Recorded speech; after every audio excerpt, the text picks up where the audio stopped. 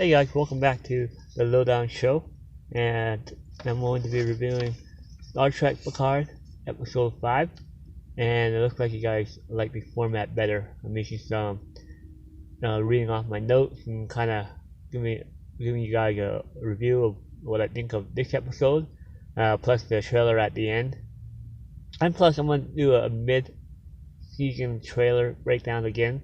I think for me it was beneficial going over the trailer, the very first trailer. It's a lot better now. I see like some things in there, the characters, Rios and the Doctor. I think they were like kissing or something. Well, we'll see.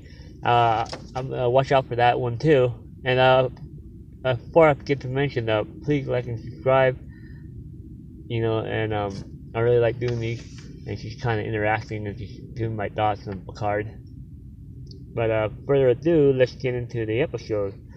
We go into a flashback again.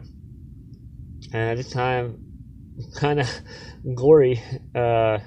Somebody is getting their eye taken out of, and I found out later it was a character from Voyager, but it was a former Borg, and 709 comes in and saves him, and she said, "Oh, and killed him because I think he was already gone, I guess." Almost reminded me of Insurrection, where Picard was like, if you see any crew members turn the Borg, don't hesitate to kill them. Basically, you're doing them a favor, trust me.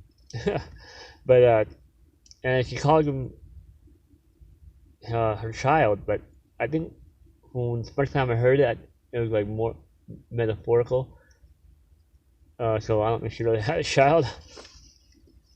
But anyways, then we go to Free Cloud, and we see that crazy looking alien guy. He's obviously part of a mob crew, and he tells the head leader, what's her name, Phoenix, or I don't know how to pronounce it, but saying that Bruce Maddox is here, and she's like, "Oh, how the mighty have fallen." So she went to go telling them to go get him, basically. Then we cut to Picard and 709 having a conversation. The same thing we saw in the first trailer. She's saying, why are you out here and trying to save the galaxy again or what? And we find a little more about the Fenris outlaws or vigilantes. Basically, she's like, "Well, I'm part of this crew," and Picard's like, "Well, you guys like are your juror and executor as well and judge." And obviously he did not really want to be a part of that, but she's like, "Well, that's what we do, and we help the people that can't be helped." And Picard turns it back on her kind of and said, "Well, I'm doing the same thing." Then we go to Rafi and Rios conversation, talking about Rios was like, "Oh, I forgot Picard was a Borg as well." And they have a little moment. She's talking about, oh, 709 and Picard never met, but probably interesting conversation they're having. And then we cut to the Doctor watching old videos of Bruce Maddox, and definitely had a relationship. And yeah, there's a lot of thoughts about the Doctor. Now we're starting to see a little bit more what she's all about. Then they go to the deck. They get to the casino, and they got all these holograms of, it's just like the casino stuff playing with them, and they're batting it away. They tell the Doctor to punch that other boxing robot. It's kind of funny, I guess. And obviously the Romulan warriors like, how come I didn't get one? So that was kind of interesting. And then 709 said, "I know these monsters. Basically, we'll have to trade with them, trade my life, because they want their Borg, they want Borg parts." And I was thinking to myself, Picard the Borg, former Borg, But anyways, they get into costume. Go to the next scene. They're in costume. Patrick Stewart, Picard, as well. It looks like he was having fun in the costume, doing his little impressions. It reminds me of the day of the holodeck, I guess, being in character. And obviously, the Romulan doesn't get it, and he's like, "Are you lying or pretending?" And they're just like, "You just be you, and don't say anything." And then we go to the meeting, and the doctor is stay behind and transport them whenever the time is ready. She's like the millennial of the crew, you know, kind of the character she is. But now I think there's something more about her. Very interesting. Then we cut to Ralphie and John, and this one's a really touching one because I'm a parent as well.